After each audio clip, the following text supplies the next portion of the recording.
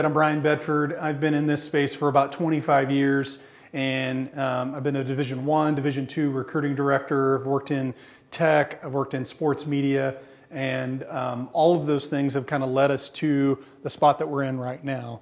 And so today, before we even get into talking about name, image, and likeness, I really want to start with what I think will be some really interesting questions for each of you guys to kind of consider for today. So just by raising your hand, I'm just going to ask a couple of questions to just understand a little bit about you guys. All right, so let's start with the first one. How many of you have a Facebook account? Raise your hand. Okay. How many of you have an Instagram account? Okay. How many of you have Twitter, or yesterday it was rebranded to X? How many of you have a Twitter account? Okay. How many of you have TikTok? Okay, our numbers are going down. How many of you have Snapchat? Okay. All right. How many of you grew up playing an Atari?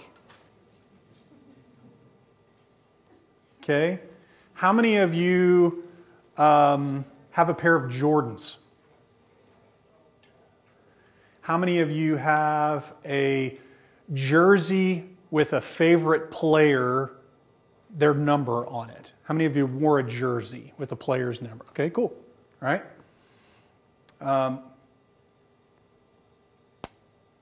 Think of another really good one here for you. How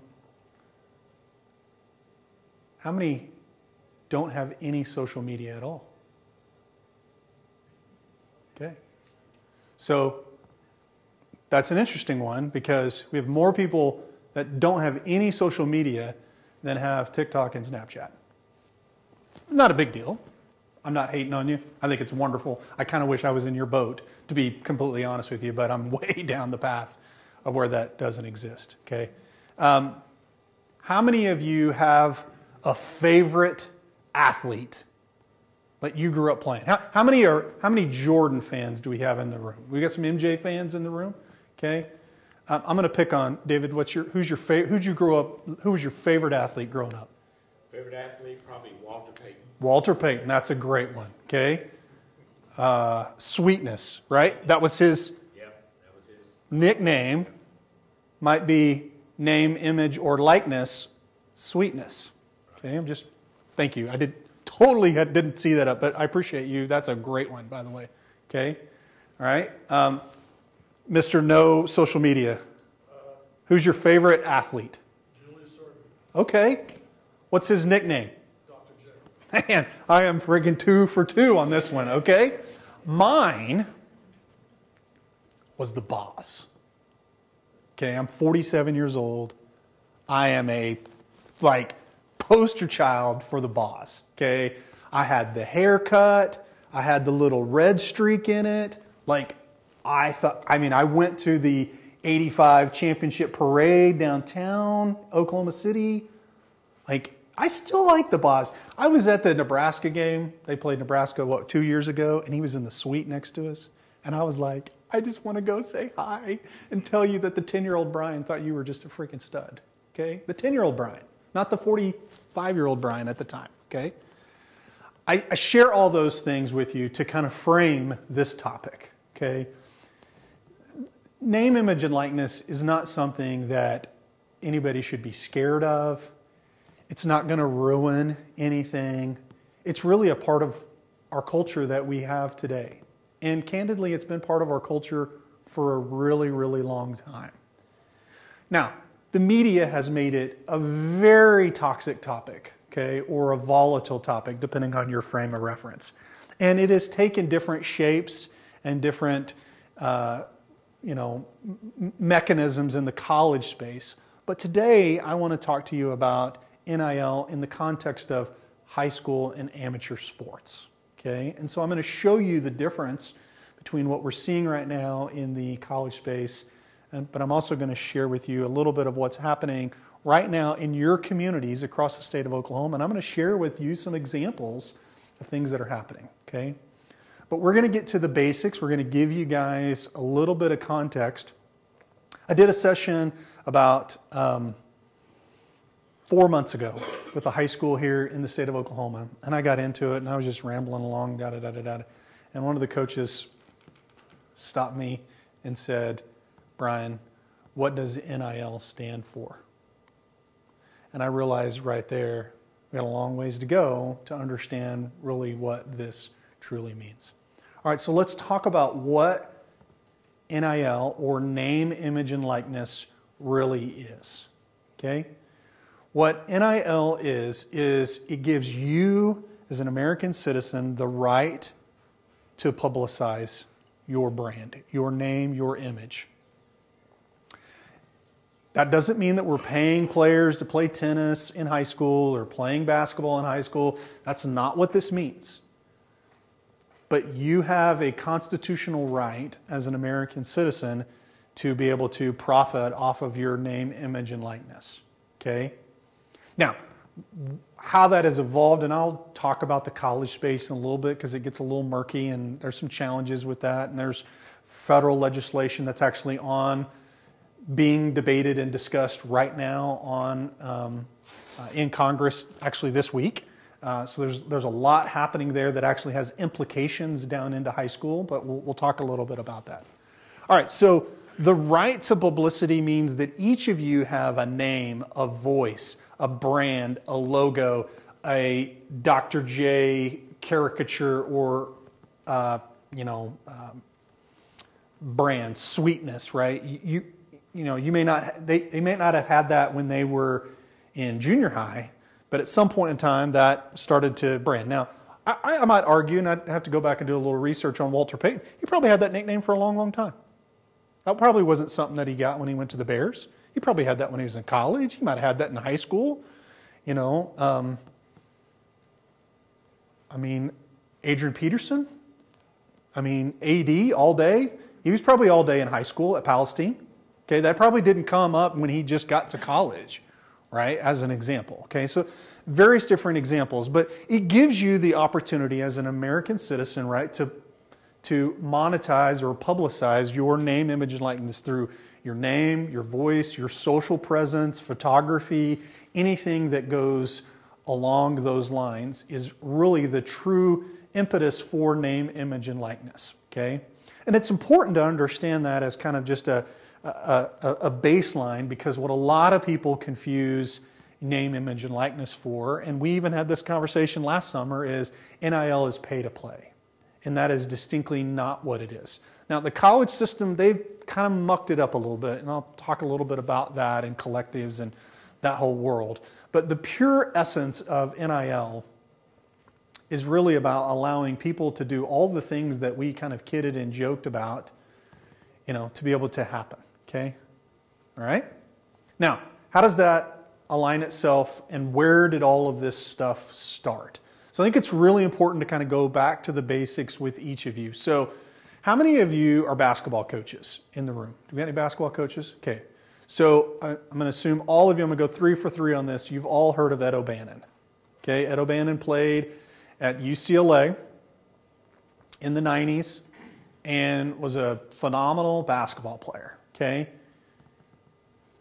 Had a couple of uniquenesses to him. Number one, he's left-handed. Okay, that's not the most unique thing, but left-handed. He wore the number 31. It's not the common number that you would see out there. It's not 23 or any of these more popular numbers that were out there. He wore 31. Only other 31 I can think of. Did Skeeter Henry wear 31, maybe? I don't know. There's not very many 31s out there, okay? Richard Washington, UCLA. Okay, there you go. That's the only other one, and only he knows that answer, because I have no idea who Richard Washington is. Okay, but my point is, he had a uniqueness to his game. Okay, they also won a national title when he was there. Okay, and so he sued EA, okay, Electronic Arts, who has makes video games. He sued them and said, "That's me in the game. Where's my royalty?" Now, how many of you do we have any people in the room that have played professional sports? I have not. Do we have anybody who played college athletics in the room? Okay, we got a few. Okay. If you played professional sports and they were using your photo, basically, your image, wouldn't you want to get paid for that? Yes, you're nodding. So you'd want to get paid. Would anybody not want to get paid if it was really you in that game? Is there anybody that doesn't want the money? Okay, so everybody wants the money, right? All right, cool. So Ed O'Bannon sued the NCAA, and he sued EA because they weren't paying him a royalty as a former student athlete. He's just like you. What's your name, sir? Walter. He's just like Walter. He said, that's me. I should get paid for that. Okay? Now, that set a bunch of the kind of market sizing of NIL. That really is the kind of linchpin to what is happening today. Okay? And it's really affecting because up until that point, people had combined amateurism and name, image, and likeness together. And what the federal courts have decided is that those are two distinctly different things. You can be an amateur and not be paid to play, but you can also receive benefit for your name, image, and likeness. Does that make sense, everybody? Just want to make sure we understand. And candidly, David, Mike, this was the debate that we had last summer, is like, what is amateurism? What is it? What isn't it? So that we can understand the true distinction. And it's important for you guys as coaches to understand that. All right, the second thing that happened is another federal case called the Alston case. Now, I won't go into a lot of detail, but there's a student athlete, former football player at the University of West Virginia, and he sued the NCAA as well and said that we should be paid, we should not be limited because we're student athletes for things that other non-student athletes get benefits for. Cost of attendance, incidentals, all of those other types of things that go with it. So you put those two, and it's a class action lawsuit. You can read all about it. I won't go in and I won't drain the swamp today with all of you guys. But these two court cases set precedent to basically put the NCAA in a box and said, at that point, there's nothing that we can do, and we do need to decouple amateurism. Now, the NCAA's got a whole bunch of other things they've got to figure out, and I won't even get into that today. That is a complicated conversation around, should we unionize? Should we do collective bargaining? Should we provide a stipend or a salary? There's a bunch of complicated issues that have a lot of unintended consequences for it. But those two things set precedent that then on July 1st of 2021, the NCAA gave the right to student athletes to monetize their name, image, and likeness. And then since that period of time, we now have ubiquitous NIL and $1 billion marketplace in the college space. And now we have 32 states that have now adopted it into the high school space. Now I'll say that. When I say adoption, I'll get into that in just a little bit. Because technically, correct me if I'm wrong, it wasn't ever really fully described as saying illegal. They just didn't make guidelines for it. Now they've given you a little bit of guardrails really to protect you guys as coaches. And I'll talk a little bit about what that looks like, okay? All right, so we talked about this is what the state of high school NIL looks like today. Now, you guys and girls, women, should be giving a bit of a pat on the back because today there are 32 states that have approved NIL. When we had this conversation, I was in the beach in Florida, first time I talked to you about a year ago, and I think at that point in time there was about 8 states that had NIL. You were about 10, 11, 12. So very forward thinking in thinking about protecting their coaches, but also giving opportunities for student athletes, and then fundamentally protecting you guys so you don't have a lawsuit. Because if you didn't have, I'm not some big pro NIL guy. Trust me. We've had this conversation. You want to go have a beverage and I'll talk about what I don't like about it, okay? But it's here and it's not going anywhere, and so we need to be educated and empowered to deal with it.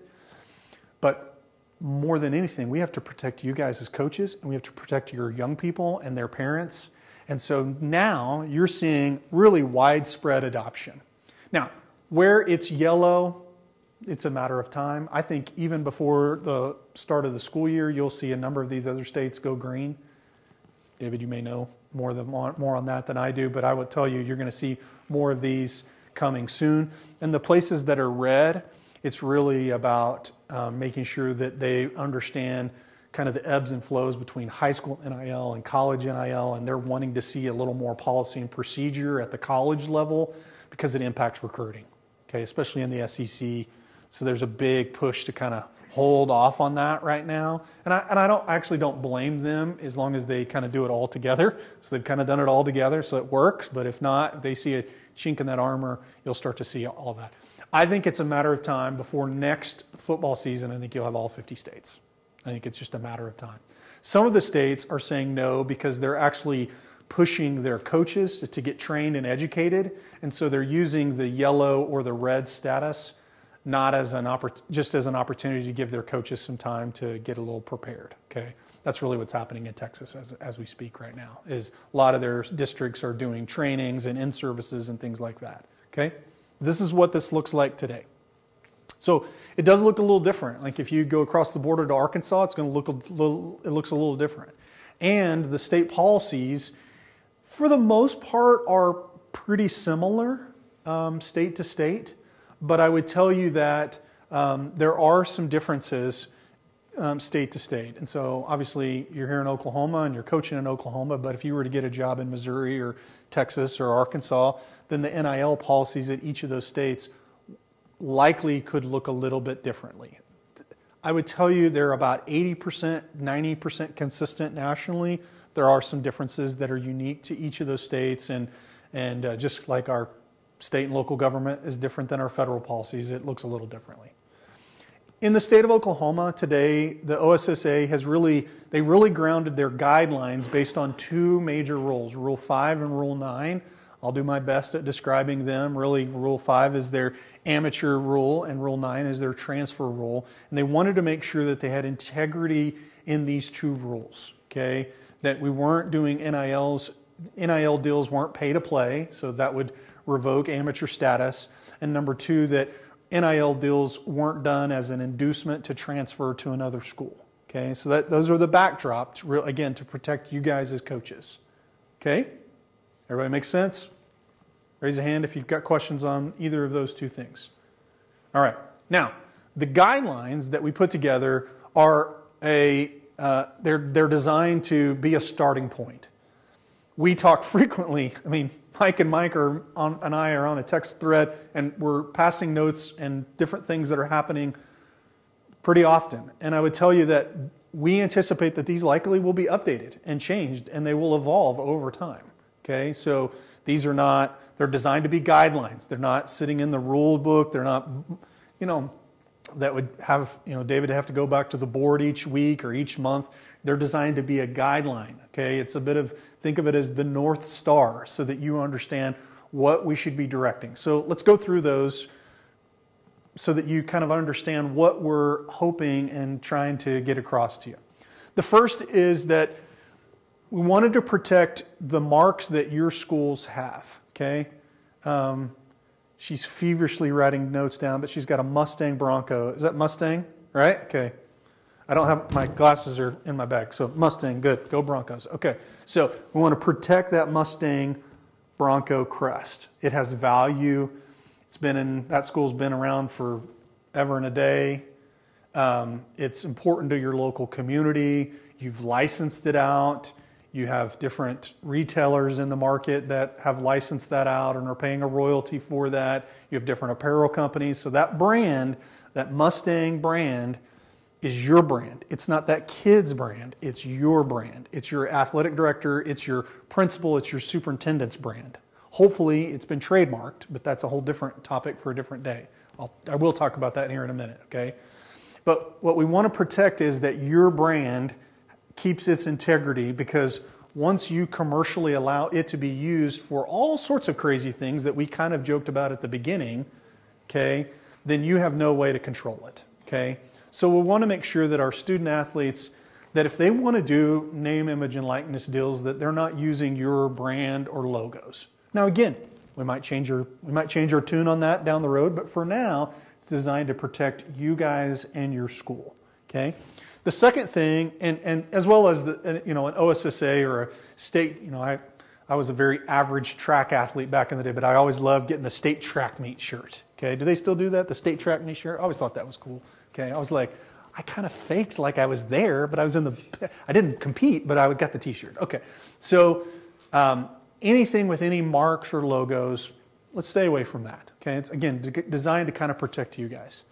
The second is that if a student athlete does an endorsement or does some sort of social post or it becomes a brand ambassador or whatever, let's try to stay away from your school facilities. Let's not do it in the gym. Let's not do it in the locker room. Let's not do it on the football field or track meet. They can do that at home. They can do that in the park. They can do that somewhere else. Again, designed to protect you guys and your schools. Okay? So you have to think about like implications of what would happen. Let's think about something that is very topical in the news right now that isn't exactly NIL, but it's super close to that. Okay? Did everybody read the incident that happened over the weekend at Florida A&M?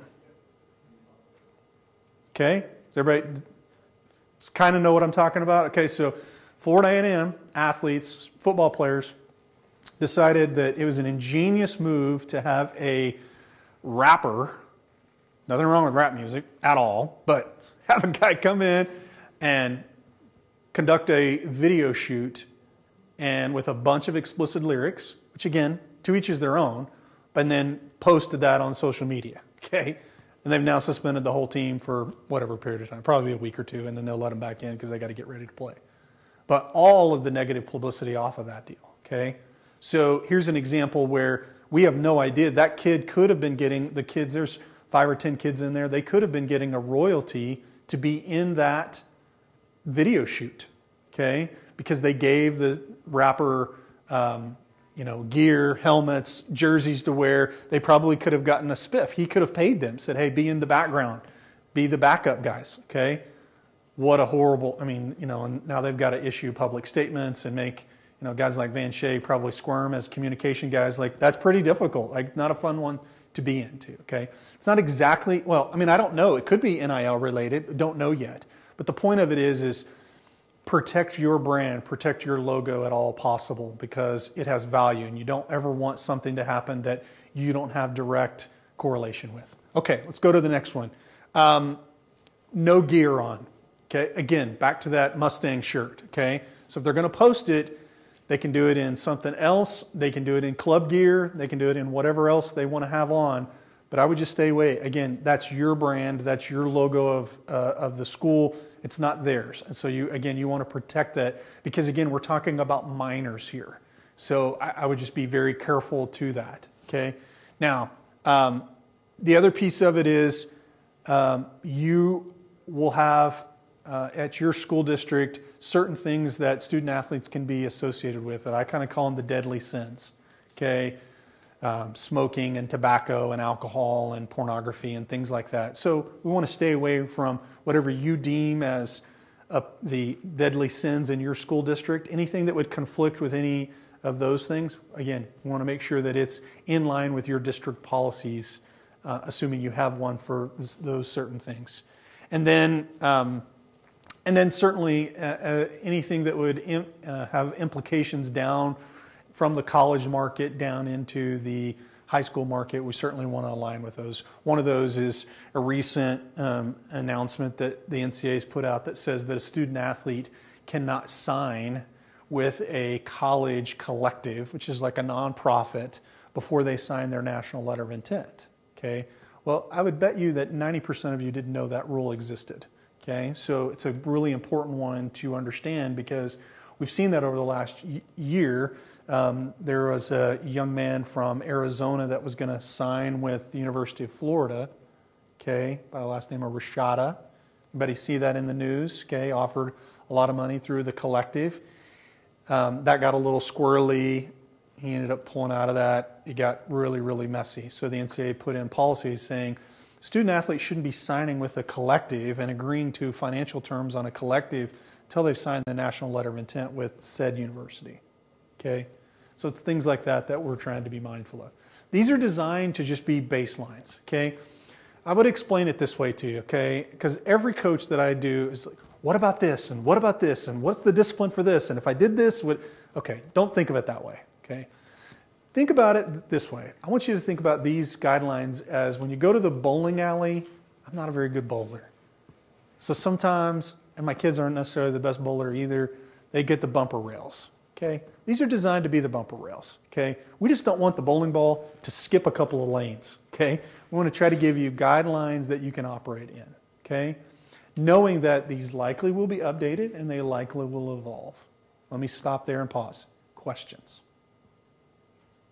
Okay. I promise I won't pick on you anymore for Mustang. All right, so here's the difference between college and high school NIL. You can see on the left, these are the kind of topics, and then you can kind of see the differences through my lens between college NIL and high school NIL. Okay, and there are some very unique differences.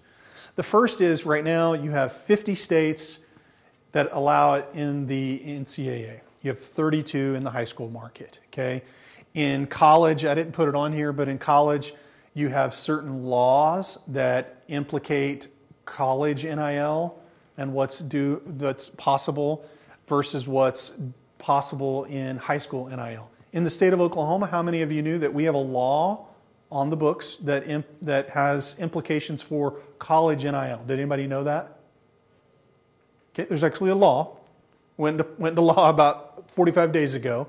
Okay, that guidelines what can happen at the college level. It doesn't have implications in high school. I actually don't want that to happen, but many states have different laws, and it gets really, really tricky, as you can imagine. All right. Logo usage. Some schools let you use logos. Let's see here. Oklahoma State, right? We can use logos at Oklahoma State. We can't use logos at OU. What's the difference? You tell me, but you can't. I'm just telling you, you can't between the two of them, okay? So different states have different laws, okay? In disclosures, okay, this is a big one. I've spent a lot of time talking about this. In the college level, they require that student athletes submit their NIL deals and their NIL collectives to their compliance office. Okay? Well, I don't think anybody in here has a compliance office at your school. Okay? So disclosure is not something that happens. But I will tell you, one of the pieces of legislation that is being debated this week in Washington includes a provision to make it mandatory to disclose college and high school NIL deals. Okay? Now, hasn't been put into law, okay? But I can tell you at the highest levels, it's being discussed, okay? And I can tell you the OSSAA is thinking about disclosure, and I'll talk a little bit about that in just a minute, okay? Collectives. Collectives are, this is where it gets a little squishy in the college market. A collective, for the most part, is a 501c3 nonprofit where sponsors or boosters or whatnot pony up, and that collective runs basically a nonprofit. So they volunteer their student athletes at the soup kitchen, they do autograph sessions, they do other types of community service, and in return for that work that they're going to do as part of the collective, they're paid a wage or a stipend, okay? Stipend's probably a better way to say that than an actual wage, okay? So the collectives have gotten a little murky in the college space, okay?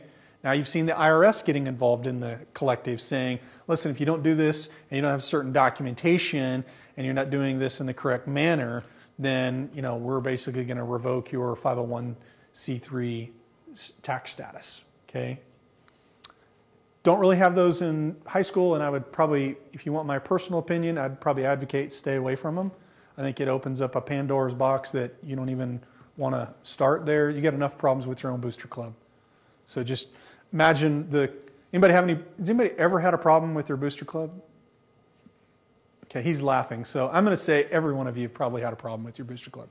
Okay, not doesn't mean it's bad, but everybody's had a problem here or there, right? It's humans, it's money, it's kids, it's parents, it's all that kind of stuff. You add a layer of complexity about 100-fold when you add in the collective component to that, okay? And you got to have an operator and all sorts of legal things that go with it. Agent involvement. Yes, college athletes today have agents. It is not uncommon. Like most of your high-end basketball, football, I have several interns back here. One of them works for the brand squad at Oklahoma State. They basically are student agents. They are helping broker local endorsement deals in Stillwater and surrounding communities. Okay, so most of your athletes in college, I know it's sacred. I know all of you guys that grew up watching MJ and Dr. J and wearing a pair of Jordans, that may be sacrilege. I'm telling you, that is very appropriate now in the world of NIL. Okay, I will tell you, in the high school space, I have seen agent agreements with student athletes in the state of Oklahoma. Let me repeat myself. I have seen agent agreements with student athletes in the state of Oklahoma. Not a lot, but there are some high-end student athletes that are getting positioned with that as an opportunity to be represented by a third party. Okay? Education, there's a lot happening in the college space. I'd say there's somewhat limited right now. We're doing our best to get out, but I'd say it's limited right now. Educating coaches, athletic directors, campus staff, principals, superintendent, CFOs, parents, and student athletes. I think there's a long ways to go. I think we're at like the 1 yard line going out of the end zone on education. And then there are marketplaces. There are places today that kids can drop into. Not only social sites, but there are third-party marketplaces, and I can spend a little bit of time talking about basically kind of aggregators of different brands that student athletes can opt in. And so if they've got 100 or 200 or 10,000 or 100,000 followers on social media, they become interesting to those marketplaces to where those brands may want to use those because, again, there's a big play in this. It's around social media, social activation. Okay? Questions so far? Nobody's falling asleep. Here we go. All right, so how big is NIL today? Today, the college market is roughly $1 billion market in the college space. That's in 1.5 to 2 years. It became $1 billion marketplace. I don't exactly know what the number is in the high school space. I haven't seen it, and I watch this stuff very, very closely. I would argue today the high school NIL marketplace is probably $300 to $400 million today, and we're just getting started because it's highly fragmented and there's a lot more student athletes. Okay, when you've only got about 5 to 7% of the high school population that it goes on to college, you've got a lot bigger, more widespread marketplace. But there are some big deals. Anybody heard of LeBron James? Okay, anybody heard of Bronny James? Seriously, raise your hand. If you've heard of Bronny James, okay, that is LeBron's son. He's getting over $1 million in NIL business right now. Okay, now he just signed with USC, excuse me. But my point is, and that's a unique one, but that stuff is happening. Let me give you a different one. How many of you have ever heard of a young man by the name of Trae Young? Anybody heard of Trae Young? Let's just be real. Trae Young would have made more money than most of you guys in this room when he was in high school. Fact. Cap. Whatever you want to say. Straight up would have made more. Probably did make more and we didn't know about it. I'm being honest with you with Rafer. Okay? Being honest with you. Okay? And I don't mean that as a bad thing. I mean, good on them, right? But my point is, like, there are student athletes today in the state of Oklahoma that fit some of this criteria. But there's also a bunch of student athletes that you've never heard of, that don't start, that play games, that have a social presence, that do dances, that do all sorts of crazy stuff that for whatever reason has created a following, created social influence, and they've been able to monetize off of that. Okay? All right. So what have we seen so far? Here are the things that are happening in your state today. Number one, kids are doing trade agreements with basketball, baseball, bat companies, glove companies. They're doing traded deals where they're saying, hey, I'll do a couple of social posts, you give me some swag. That's happening today, all over the place, trade agreements, okay? Some of them are written, some of them are verbal. There's a ton of these that are happening. Number two, you've got kids that are brand ambassadors. Use my promo code on Instagram, get 20% off the Red Bull that you want to buy, okay? You've got kids that have their own apparel. Yes. You've got kids that have their own logo and their own apparel. Okay? Doesn't have that Mustang crest on there, but they've got their own logo, their own apparel. You've got kids that have been hired to do autograph sessions. These are not made up. I'm telling you, this is what's happening in your state. Okay? It's not bad, but there's a brand that thinks that that young man or young woman can attract an audience, a bit of followers, a community to them, and so they're going to pay him to come and sign autographs or her to sign autographs. We have tons of influencer posts. How many of you know what an influencer even is? Okay, kind of danced around it a little bit. Everybody under 30 knew what that answer was. Okay, appreciate it. All of you also have TikTok and Snapchat, so thank you to the two of you. So an influencer, social media influencers that are basically paid to do endorsements and to represent certain brands. Okay, we have student athletes, men and women, in all sorts of sports. There are cheerleaders, there are gymnasts, there are football players, there are tennis players, there's golfers that are representing Ping and Titleist and all sorts of stuff. This stuff is happening in your state. Okay, I mentioned it earlier. We have agent agreements that are being passed to high school kids.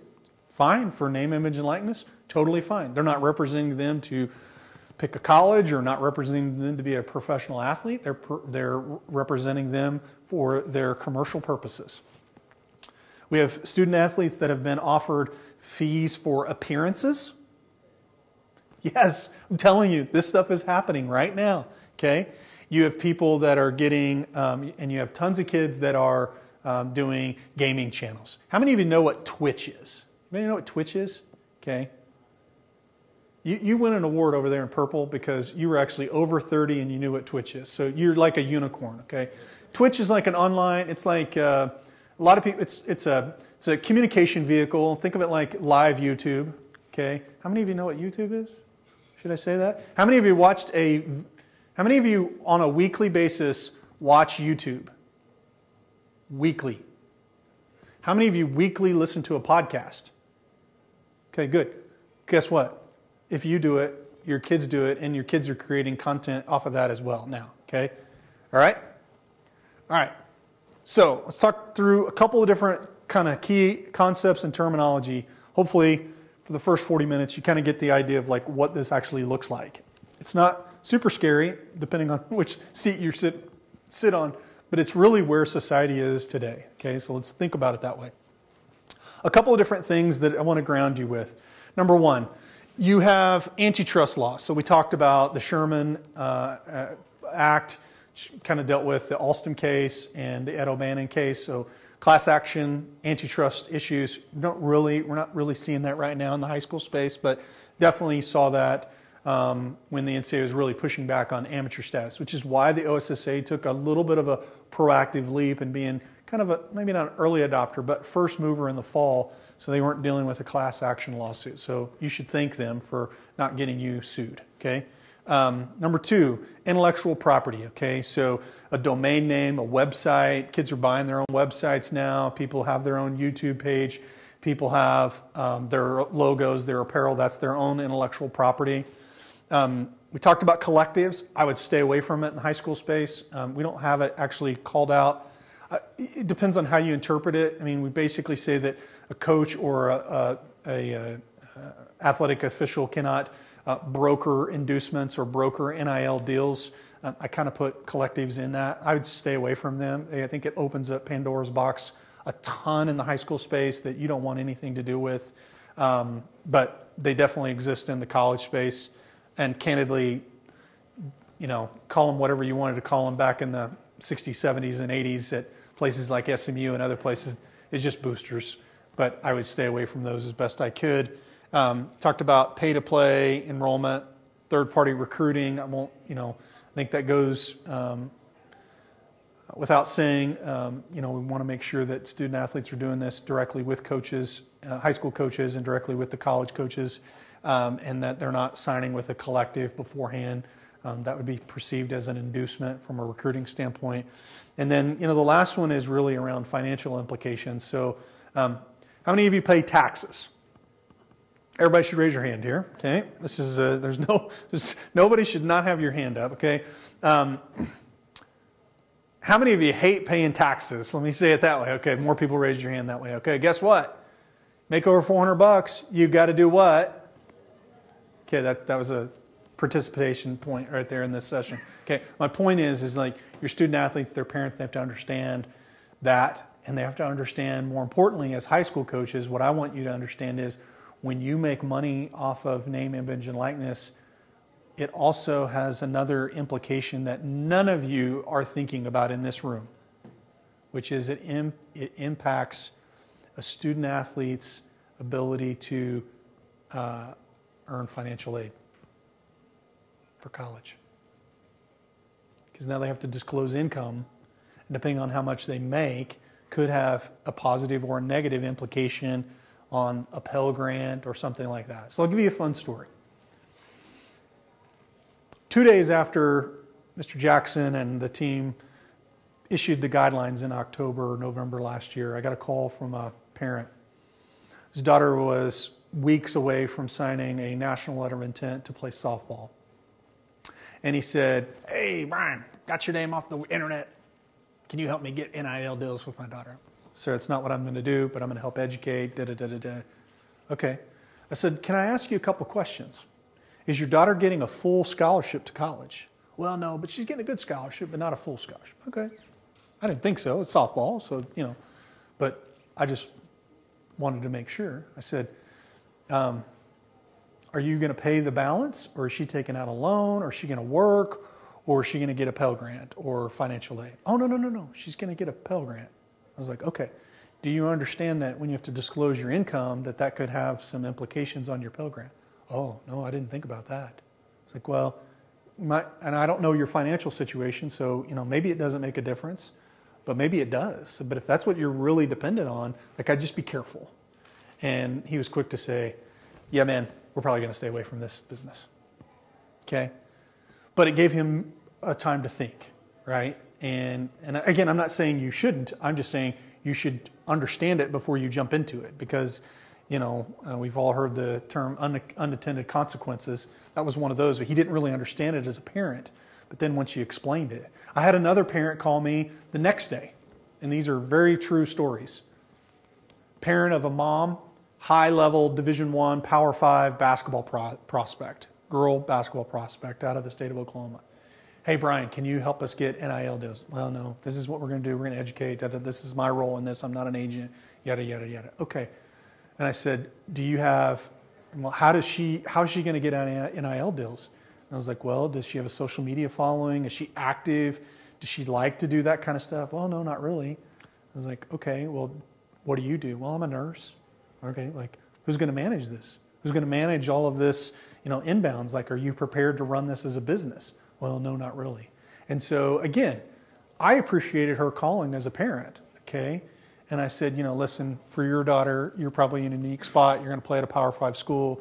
You're likely going to be able to opt into a collective if they give you that option, and this is how that's going to work. But if she's not prepared to be outspoken or things like that, or very active on social media, maybe now's not the right time for her." And she said, "That's great advice. I'm going to tell her, hey, if you're not really ready for this, let's not just jump into this just because it's available to you." Okay. So again, great conversations. Gave her an opportunity to kind of think before they acted. Okay. And she's getting recruited all over the country. I won't mention her name, but you probably figure it out. Okay. So some things to consider. Got 10 minutes here, and I'll try to wrap up. The one thing that I will maybe start with is, if you see a student athlete really getting involved in this and wanting to be involved in this, or a parent that's asking you a lot of questions about it, make sure that they kind of slow down to speed up. What do I mean by that? Pause.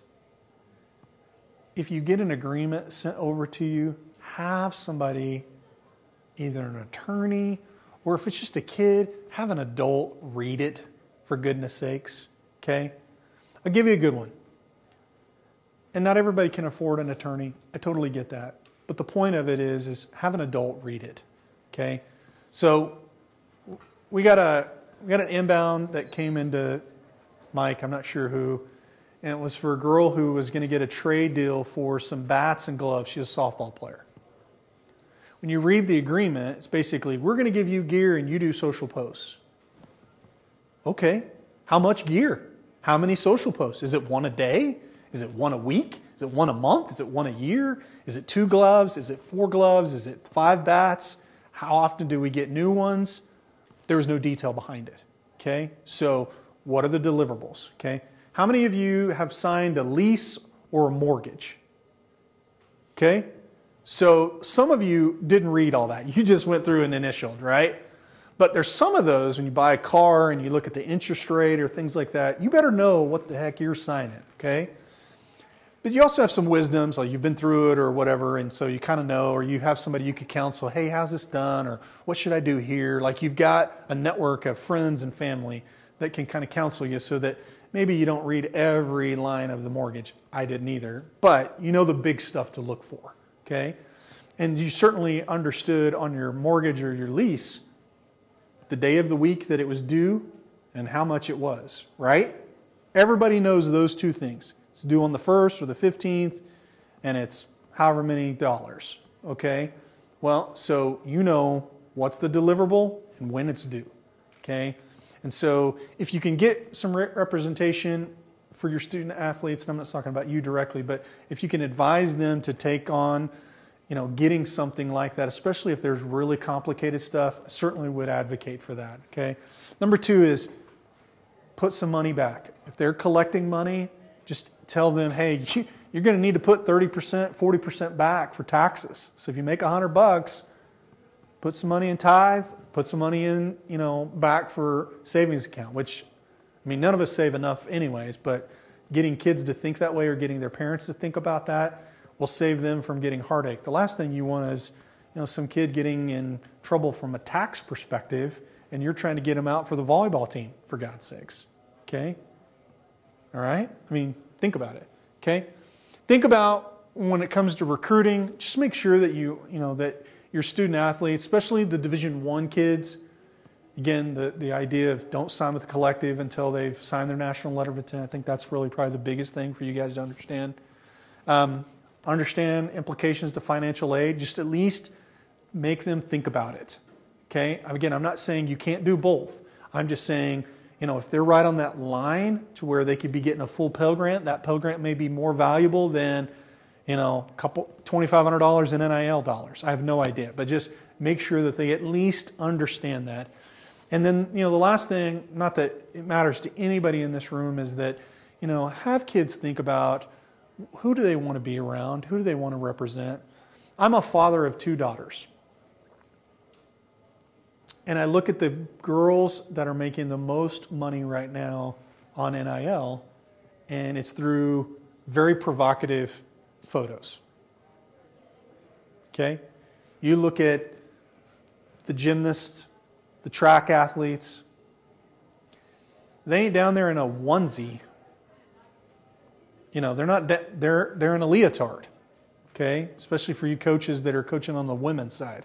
Okay? So as you think about imagery and branding, they have the opportunity to do some of those things, and or explicit language or anything like that, okay? Anything kind of like, as I would explain it, that your grandma wouldn't want to see.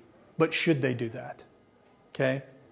And so I would just caution you to have that conversation.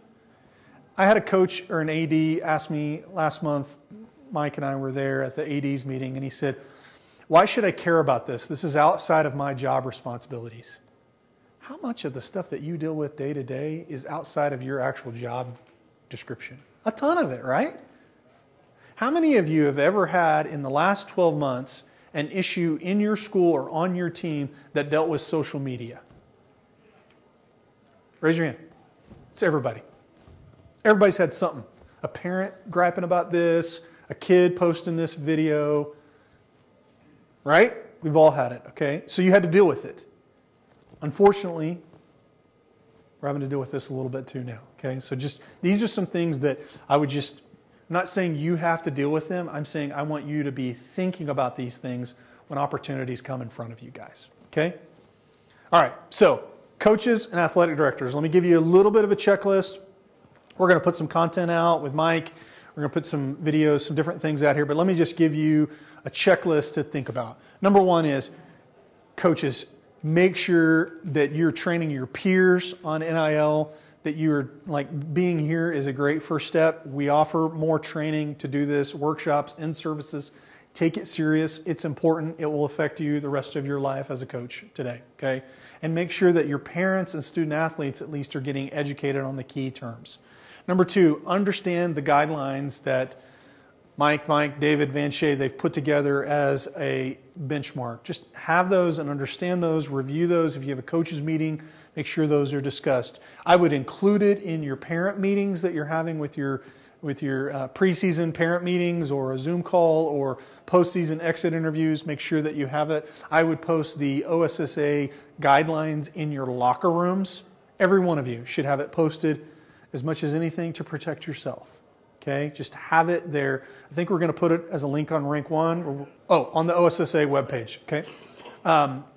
Make sure that for those of you that are also athletic directors, think about your brands, your logos. Make sure those are copyrighted so that you're protecting yourself. Again, you don't know where that brand's going to be used potentially. So as much as anything, it's about protecting you. Then I would think about having a policy and procedure. If you have parents that approach you about, hey, I want to do a sponsorship, I want to do a collective or whatnot, funnel that in a correct manner. I would say, use the OSSAA staff and myself to give you guidance on that. I would, again, probably lean away from a lot of that collective work, but I would say that is, have a policy for that specifically. Make sure that you're protecting your sponsors at your schools. So teams have sponsors, you have sponsors at the district. Make sure that as you think about those, that you're protecting your sponsors, because, if MidFirst is a sponsor and Bank of America wants to do a deal with 5 of your student athletes, just make sure that you understand the conflict that might have in your community. Just as an example, for those of you that teach business or entrepreneurship or marketing at your school, think about adding a chapter around NIL for your kids. It would be applicable to every kid, whether they're a musician or a singer or a student athlete. Make sure that you just think about adding that into your curriculum. If you're not doing a social media class on just do's and don'ts and best practices, I preach smart social all the time. 90% of NIL in the high school space will be done through some sort of social media activation. And then I would have a place to do disclosure. So what do I mean by that? Any kid making over $400 or $500 on an NIL deal, I would at least, at minimum right now, until we were working through what maybe that could look like in the future, but I would at least have a Google Doc that helps you track that so that all your coaches could have visibility to that. That's what makes the college space kind of work, is that those coaches understand what the left tackle or the defensive back or the quarterback, they know because they've got it disclosed. And especially as you start having maybe more of these happening in your community, I would start to really think about it. If we can help, we would be happy to help you guys. We do training on recruiting and NIL for school districts around the state. You can see a bunch of the schools and school districts that we're already working with today. If I can help, I'll be happy to hang out. You can reach us on the socials or drop me an email. Here's my contact information. That is literally my cell phone number. You can just call me or text me there or drop me an email. We'll put this video up online on the OSSAA website as well. And thanks for the time.